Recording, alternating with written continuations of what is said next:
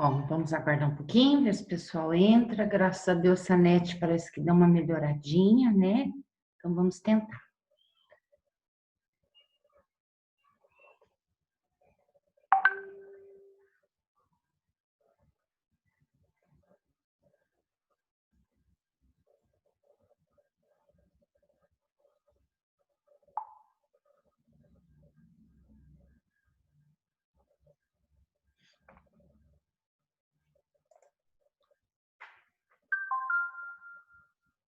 Vou baixar um pouco aqui. Incomoda, gente.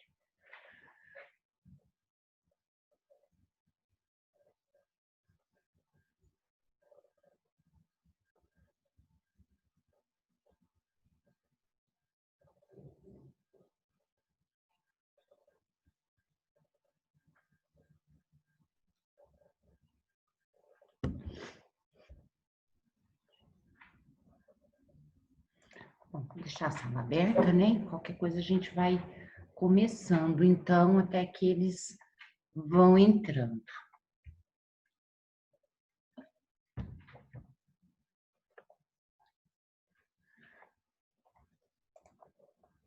Vamos ver aqui, então. Bom, pessoal, vamos dar início, então, né, para essa aula aqui.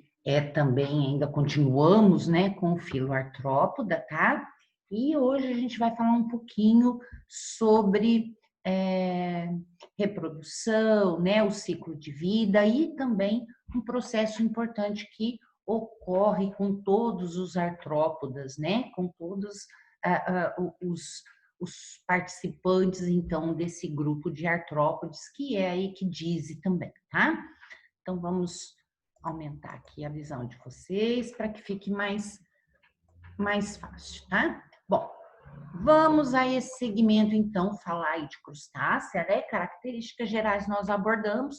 Vamos falar um pouquinho, então, da reprodução, como é que ela funciona, e também sobre a equidise, e é claro que a função endócrina aí está relacionada a essa equidise, que nada mais é que a troca do exoesqueleto. Então, uma característica também bastante importante que está dentro desse grupo de artrópodes, tá?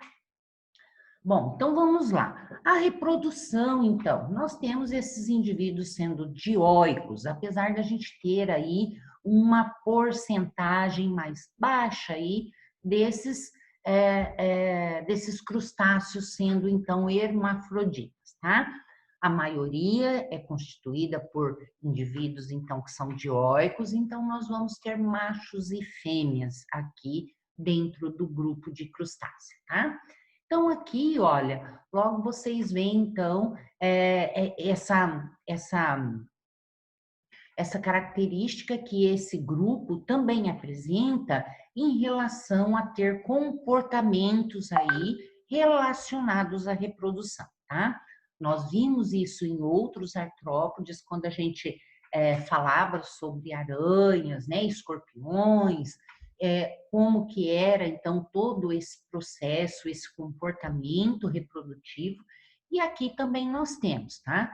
Então, logo nessa figura aqui, a gente vê dois machos sempre ali, né, exibindo as suas quelas, onde um está segurando o outro, e isso aqui é um comportamento, então, de disputa entre dois machos aí, né, ou por conquista de território, mas também ocorre durante a reprodução, tá?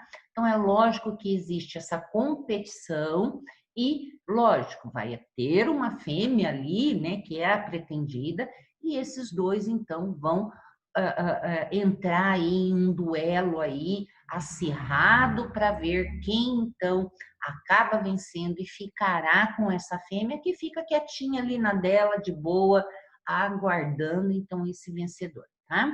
Ela fica só na observação. Outro comportamento que a gente vê bastante, principalmente dentro do grupo dos caranguejos, então o macho, quando sozinho, sem nenhum outro outro macho ali para disputar com ele, ele pode ter esse comportamento também de acenar com aquela, que é então esse apêndice maior quelado, diferenciado, que a gente também vê nesse grupo, então. É uma das patas que ele tem, né? Uma das 5 patas torácicas que a gente fala, né? Que estão presentes no pléon, né? Que é essa parte cefalotorácica, então, e que ele fica lá abanando, então, esse quelípode, né? Que a gente chama de quelípode por ter, então, essa pinça, essa aquela, tá? Por qual o intuito? De atrair literalmente essa fêmea também, tá? Aqui, na mesma forma, é uma foto, né? Não tem movimento, mas que ele fica, né? Nesse movimento de abrir, fechar, então, ficar literalmente abanando, então, esse quelípode, tá? Então, aqui o machinho do caranguejo chama-maré, então fazendo esse comportamento de quela, então, né, para atrair realmente essa fêmea, tá? Então, atrair uma fêmea, afastar machos competidores, além disso, produzem sons por meio de estridulação, tá? Então, essas batidas também podem ocorrer em relação ao quelípode, em relação ao substrato em que eles estão também, tá? Acredita que atrairiam, então, potenciais parceiros. Então, como chamar um som chamativo, então, de parceiros também, tá? O acasalamento acontece quando o macho consegue convencer, então, a fêmea, né, a entrar na sua toca. Então, normalmente estão próximos a esses locais de onde eles ficam intocados, né? E aí, quando ela aceita, ela então entra para dentro da toca e aí então eles podem fazer a reprodução, então, né? Bom, aqui mostrando um pouquinho, dois, então, o caranguejo macho e a fêmea, tá? Em plena cópula, onde esse macho, então, tá fertilizando esses óvulos, tá? Aqui nós temos um macho sendo exposto aqui, tá? Mostrando os gonópodes também. Aqui a gente vê esse abdômen que está aberto, normalmente ele fica, né, voltado para a região, então, torácica aqui, cefalotorácica, ele fica dobrado, tá? Por isso que a gente praticamente não enxerga o abdômen, a não ser que a gente vire. Então, essa parte é o abdômen, tá? Que fica voltada e normalmente esconde esses gonópodes, tá? Esses gonópodes também têm, então, essa função aí de auxiliar no momento, então, em que vai ocorrer a cópula, tá? Então, o macho literalmente deixa o seu sêmen externamente, apesar de ser uma fecundação cruzada, ela ocorre externamente do corpo, tá? Então, a fêmea aqui, onde a gente vê, olha, todas essas cerdas aqui bem diferenciadas, né? Que seriam os pleiópodes, né? Que estão posicionados no abdômen, então, parece mais umas peninhas que eu falei para você, que é eles, então, que vai fazer, vai segurar essa massa de ovos juntamente com esse abdômen mais alargado. Então, normalmente se fecha e a massa de ovos fica entre isso aqui, o abdômen sempre dobradinho, então, para o lado ventral da fêmea. É aí que ela acomoda, vai cuidar, vai oxigenar esses ovos, né? Até que chegue o momento, então, desses ovos eclodirem e as larvas, então, saírem desses ovos e aí sim se desenvolverem, tá? As larvas, a gente já falou o nome de algumas, né? Como o náuplio primeiro, depois tem o cipris, tem a mises também, que a gente vai dar uma olhadinha já também. Ciclo de vida, principalmente aqui, olha, exclusivamente mostrando do camarão Penaeus, tá? Então, tem ali o ovo, do ovo vai sair esse náuplio, que é o primeiro tipo de larva, tá? Na maioria deles.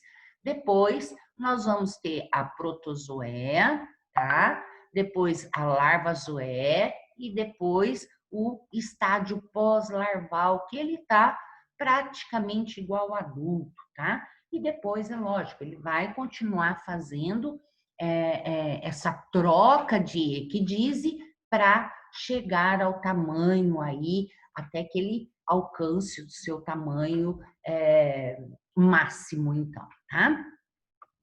Bom, então aqui mostrando as larvas, então, os tipos de larvas, que vai mudar um pouco, tá, gente? Mas normalmente nós temos um náuplio, tá? De copépode, mostrando principalmente, então, como é essa larva de copépodes, a larva zoé, tá? Aqui nós temos uma larva filossoma, que é de lagosta, já um pouquinho mais diferenciada, e aqui nós temos uma larva cipres, tá? Essa cipres normalmente é daquelas cracas que eu falei para vocês, que são os crustáceos que são fixos, são sésseis, né? Não saem do lugar. São as cracas e também outros cirripédios que são pedunculados, tá? Então, normalmente, a larva deles é essa forma aqui, e nós vamos falar dessa larva depois um pouquinho mais no final. Então, aqui, como a gente falou, que existe todo esse ciclo, né, de desenvolvimento depois do ovo, né? Olha como muda, então, esse indivíduo até chegar à fase adulta.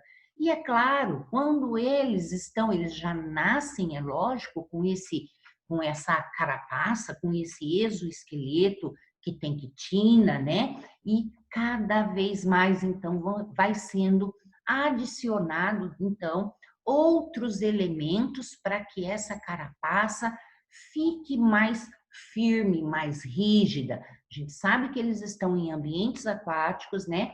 E que é propício, então, também ter, então, a agregação, então, desses sais, que são os sais de cálcio, tá? Então, cálcio também, além da quitina, vai fazer parte da composição, então, dessa carapaça, desse exoesqueleto desses crustáceos, tá?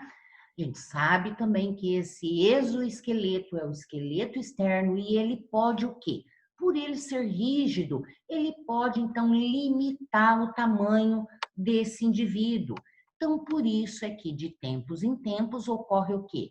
A muda, isso é, a troca desse exoesqueleto para aqui. Por quê? Lá dentro esse corpo está crescendo, mas o exoesqueleto está impedindo, então.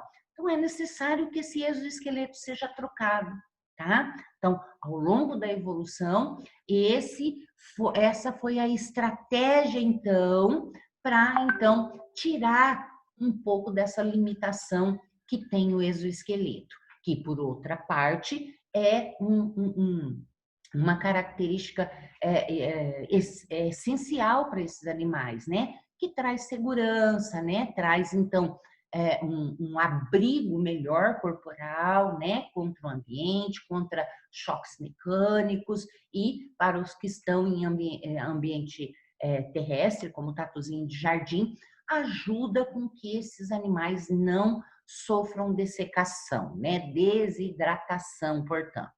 Como não só o tatuzinho de jardim, que é um crustáceo, mas falando de outros artrópodas também. Então, vamos lá. A equidise ou essa muda, o que é? Essa equidise ou a muda, então, o que acontece? Nós sabemos que existe uma cutícula, que é uma barreira física, né, externa, e que é uma barreira, então, que impede o crescimento desses animais, tá? Então, para contornar esse problema, os artrópodes desenvolveram o mecanismo de troca periódica desse exoesqueleto. E nada mais é que essa troca é chamada de muda, ou o ciclo da muda. Então, vão fazer essa muda aí periodicamente, conforme esse crescimento corporal ocorre, conforme for a necessidade, tá? Não é, ele troca a cada ano, ele troca, tipo assim, fazendo aniversário, a cada mês. Não, dependendo disso, porque ele pode não crescer tanto em um mês, né? Mas no outro mês ele pode crescer o dobro do que ele cresceu nesse mês. Então depende muito, depende de questões ambientais, depende de hormônios, depende de fonte alimentar. Então, muita coisa influencia também nesse processo, tá? O novo, então, exoesqueleto, né? É secretado pela epiderme do animal, enquanto o velho vai sendo digerido. Então, nós temos esse velho exoesqueleto, mas que muito da composição desse exoesqueleto, ele é aproveitado, ele é digerido nesse momento da produção da nova cutícula. Porque tem muita coisa ali que o organismo pode, então, absorver para formar essa nova cutícula, tá? Então, por isso que normalmente quando qualquer insetinho que a gente vê que trocou, fez equidise, normalmente é sequinho, é levinho. Então, tudo que podia ser tirado, que era aproveitável naquela muda velha, é aproveitado então durante esse processo, tá? E sempre, é lógico, no final desse processo da icdise, né, quando a icdise ocorre, é porque há a eliminação, então, desse exoesqueleto velho, tá? Normalmente a gente separa aí em estágios, né, essas fases que são bem distintas, que ocorre a intermuda, pré-muda, muda, ou então a ecdise e pós-muda. Só que muitos deles, gente, eles podem ainda ser mais subdivididos ainda, só que nem sempre essas fases são visualizadas a olho nu, tá? Então, muitas vezes é necessário um exame do exoesqueleto para ver a constituição, como está. Então, é preciso outros exames mais microscópicos ou químicos mesmo, ou até mesmo hormonais, que decifrem, então, literalmente em qual fase que está esse animal, tá? Bom, logo após que ocorre essa troca, então, gente, esse exoesqueleto ele é bastante flexível, está mole, está sensível, então. Então, normalmente é aguardado um tempo, esse animal fica ali em repouso, fica afastado de qualquer coisa, ele não quer enfrentar um inimigo, né? Ele não quer ser predado, ele não quer enfrentar, ele não quer ver ninguém perto dele até que literalmente esteja endurecido todo esse exoesqueleto para que ele se sinta um pouco mais seguro.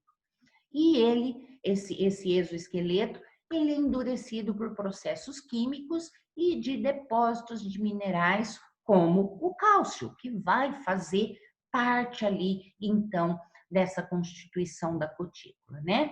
Que aos poucos, então, ele vai recebendo, e enquanto está molinho, esse corpo que estava grande, ele pode moldar, né, inchar nesse novo exoesqueleto que vai ter espaço suficiente, então, até que ele endureça e depois, então, haja uma outra troca. Membros feridos ou arrancados podem tornar a crescer pouco a pouco, conforme esse animal vai fazendo as equidizes, tá, gente?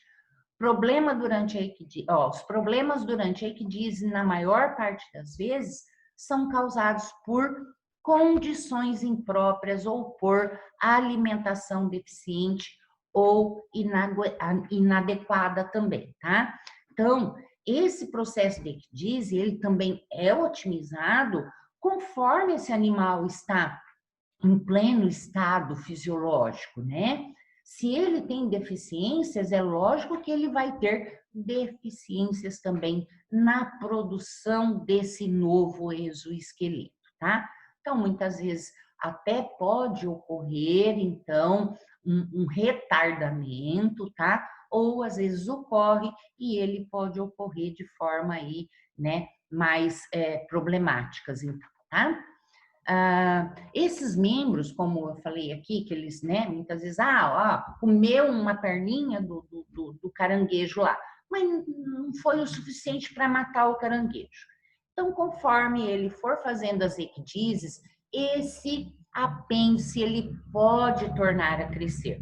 É lógico que é lento, no primeiro vai estar lá, né, o apêndice, a perninha lá mais curtinha. Na próxima ecdíase vai estar um pouquinho mais comprida, às vezes não vai chegar ao tamanho normal que era de antes, mas que ele tem então essa recuperação conforme as ecdíases vão ocorrendo, as mudas ocorrem então. Bom, aqui para falar específico, né, que a gente vai voltar a falar de ecdíase também quando a gente falar de outros artrópodes que são os insetos, tá? Gente, só um pouquinho que eu vou tomar um pouquinho d'água. Então, a gente sabe que então existe todo um processo hormonal envolvido então no processo de muda, tá? Assim como todo ser vivo, nós também dependemos de muitos, para vários processos fisiológicos nossos, nós precisamos que os hormônios interajam então, né? Eu falei muito, né, gente, sem...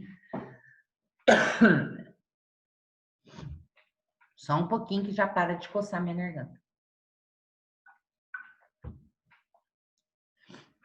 Então, é necessário que esses hormônios atuem, portanto. Se a gente está chegando na puberdade, hormônios vão atuar para que, então, todo o nosso sistema reprodutivo, então, comece a mudar, maturar, né? Nos tornar adultos, então. A mesma coisa ocorre com os animais, gente, tá? Então, aqui, dentro do filo crustácea, tá? Alguns órgãos, né, chamados de nomes diferentes, como vocês vão ver que depois nós vamos falar de novo para insetos, e a mesma coisa foi para os quelicerados, tá? Então, aqui, dentro de crustácea, que são mandibulados, né? A gente chama esses organismos de mandibulados por ter mandíbulas, então, tá? Nós temos o órgão X. Esse órgão X está lá no pedúnculo ocular. Ele vai ter um local, então, que secreta hormônio que inibe a muda, tá? E é inibidor da muda e ainda do desenvolvimento do ovário. Se eu tenho um hormônio que inibe muda e inibe o crescimento de ovários que está relacionado à reprodução, né, ao amadurecimento do animal, então eu tenho esse órgão X eliminando um hormônio que ele é repressor, não é isso? É isso que a gente entende. Aí nós temos o quê? Uma glândula do seio que está também no pedúnculo ocular, que é o reservatório deste hormônio que o órgão X secreta. E o que faz essa glândula do seio? É ela que, então, acaba secretando para a circulação e vai inibir quem? Uma outra glândula chamada a glândula Y. Essa glândula Y está na antena ou na maxila desse crustáceo. E o que ela faz, essa glândula Y? Ela secreta hormônio da muda. Se essa glândula Y, ela secreta hormônio para estimular a muda, ela está estimulando para o crescimento, para trocar, então, né? Então, olha lá, se eu tenho esse aqui que suprime este, né? Então, eu não tenho a muda, aquele indivíduo fica daquele tamanho, então, ou então nessa fase mais jovem. Estímulo externo vai fazer com que o órgão X pare de produzir esse órgão inibidor da muda. E aí o que acontece? A glândula Y está liberada, então, e aí o seu hormônio faz efeito, e aí então ocorre a muda, ocorre a equidise, portanto, esse animal troca e também pode ocorrer, então, né, o desenvolvimento dos ovários também, e esse animal está se desenvolvendo. Aqui mostrando um pouco sobre essa constituição da cutícula, né, que a gente viu e é muito parecido quando a gente via dos quelicerados, tá? Então, epicutícula, parte mais externa, e exocutícula aqui, né, um pouquinho essa parte também mais externa, mais interna, abaixo da epi, endocutícula, essa parte mais interna, então, né, mais mediana, e depois nós temos aqui a endoderme já mesmo, tá? Então, é aqui essa que vai acabar secretando o líquido da muda, a epiderme, desculpa, tá, gente? A epiderme. E aqui embaixo aqui é a lâmina basal, tá bom? Então, começa a secretar a epiderme, o líquido da muda, tá? E o líquido da muda, olha, vai digerindo essa endocutícula. Vai digerindo e vai formando o quê? As camadas mais externas. Então, começando a produzir as externas, porque ela vai ser feita da parte mais externa para a parte mais anterior, porque a parte externa tem que estar pronta primeiro, porque é ela que vai estar para fora quando o exoesqueleto sair, tá? Então, olha lá, temos tudo isso aqui sendo digerido e utilizado na nova cutícula, então, desses animais. Até que, o que acontece? Pronto, já está feita, tá? Já está feita, tá molinha ali, tá maleável, e então ela acaba tendo um rompimento aqui nesse caso, né, entre o cefalotórax e o abdômen, onde então esse crustáceo vai sair com a nova carapaça, então. Sai primeiro a parte anterior, que daí já com, né, os apêndices torácicos, ele então vai poder manipular melhor para retirada, então, do abdômen, então, da parte posterior. E aí, está pronta a nova cutícula, então. Ah, ele já vai sair sambando, dançando e nada. Não, ele vai estar ali resguardado em um cantinho até que, então, essa cutícula esteja mais rígida, então, tá? Aqui alguns eu deixei algumas coisas de fatores que vão influenciar o ciclo também, tá, gente? Então, olha lá, ó, gasto de energia muito grande para o animal provoca uma situação de extrema fragilidade durante o tempo em que o esqueleto ainda não está com todas as camadas completas, tá? Desse modo, os crustáceos conseguem alterar a frequência e a duração do ciclo de acordo com seu desenvolvimento e com as condições ambientais. Fatores ambientais ou exógenos que sejam fora, então, dele, né, particulares dele. Temperatura influencia também nas taxas metabólicas, acelera ou retarda esse ciclo também, né? Baixa oferta de alimentos pode também atrasar a muda, porque se ele não está crescendo muito por dentro, para que ele vai precisar trocar de exoesqueleto? Os hormônios nem vão funcionar mesmo, vão estar sendo suprimidos, né? Vamos ver o que mais.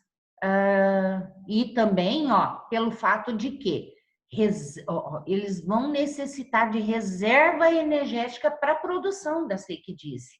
E se eles já são fracos, e depois, para a própria fisiologia, que ele tem que ficar resguardado e não pode sair logo se alimentando, né? E predando. Então, ele tem que se cuidar e ele tem que manter essa energia para as necessidades dele. Então, quando ele é mal alimentado, então essa equidise também é deixada para um outro momento. principais fatores relativos ao desenvolvimento do animal ou endógenos, internos, então, quais são? Ó, idade, perda de membros, atividade reprodutiva. De um modo geral, animais mais velhos têm um ciclo mais longo, né? Então, e em algumas espécies a muda cessa totalmente quando alcançam a idade reprodutiva, tá? Então, aí muitas vezes só vai havendo deposição de cálcio, né? O que é necessário, mas não propriamente dito a troca da equidise. Isso ocorre porque os animais mais novos, né, a energia obtida na alimentação é direcionada ao crescimento corporal. Então, está crescendo internamente. Então, vai ser necessário a equidise, tá?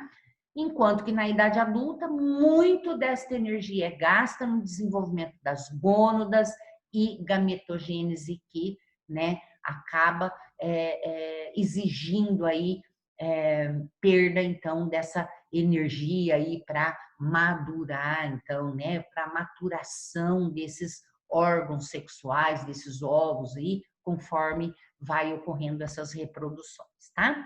Por sua vez, a perda de membros durante a intermuda parece acelerar o ciclo, mas se a perda ocorrer durante a pré-muda, a equidise é adiada e até que seja atingido um certo grau de regeneração, então, tá?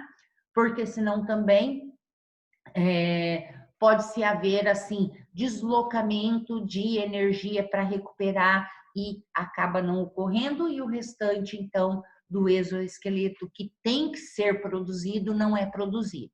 Então, olha só a inteligência, né, desse processo evolutivo, então, que normalmente, então, acaba ocorrendo esse que diz aí, ó, somente, então, quando essas perdas aí de membros ocorre, então, durante a intermuda, isso é, depois no momento em que ele não está mudando, tá? Tipo, no meio do período. Ele mudou aqui, depois de vários meses e tal, ele está aqui, ele perdeu o membro. Então, aí sim, quando ele fizer a equidise, quando ele crescer um pouquinho mais, aí a equidise vai ocorrer normalmente. Mas se ele perdeu o membro, começou a entrar na equidise, perdeu o membro, então essa equidise é cessada, ela nem vai para frente. Aqui, então, em relação que eu falei para vocês que ia falar novamente daquela cipres, daquela larva lá no início, né? A gente comentar um pouquinho também que nós temos dentro de crustáceo uma ordem, né, que está dentro de Cirripédia, tá? Que nós temos algumas larvas, em momento de larvas, que elas podem parasitar outros crustáceos, tá? Então, a gente tem a saculina, né? Ou também chamada de risocéfala também, tá? Que depois a gente mostra ali. Ela pertence ali às cracas, tá, gente? É desse grupo das cracas, então, dos cirripédios. Então, no momento de larvinha, em que ela está de larva, o que que acontece? Ela procura, ou seja, caranguejos, ou sejam lagostas, ou até mesmo os camarões, tá? Elas procuram esses indivíduos, então, e elas fazem uma penetração, então, porque eu já expliquei para vocês que os artrópodes, né, tem os membros articulados e entre as articulações nós temos, então, as pleuras, as membranas, que são mais flexíveis para dar maior mobilidade de movimento para esses animais, tá? Então, em algum local, então, dessas membranas, essas larvas penetram, então. Pode ser ali pode ser até mesmo lá da parte do telson, do urópodes, né? Como pode ser em algumas das patas, então, desses animais. Elas penetram a fêmea normalmente, tá? feminha vem, penetra lá dentro desse caranguejo, gente, e praticamente ali parasita, fica próximo ao trato digestório, que é onde ela pode tirar a alimentação dela, e é como se ela se enraizasse. Por isso é que é chamado de rizocéfala, riso, né? Raízes, então. Ela toma todinho, então, o corpo desse caranguejo, tá? E o que acontece? Quando ela acaba produzindo a massa de ovos, então, que ela externaliza ali, o que acontece? Vem uma outra larvinha macho da mesma espécie, vai lá e fertiliza. Então, temos uma massa de ovos fertilizados. O comportamento desses indivíduos aqui, gente, olha, seja uma fêmea, olha lá o abdômen mais largo, né? Que é um caranguejo fêmea. Ou seja, um macho, porque essa larvinha, ela não vai identificar se o caranguejo é macho ou é fêmea.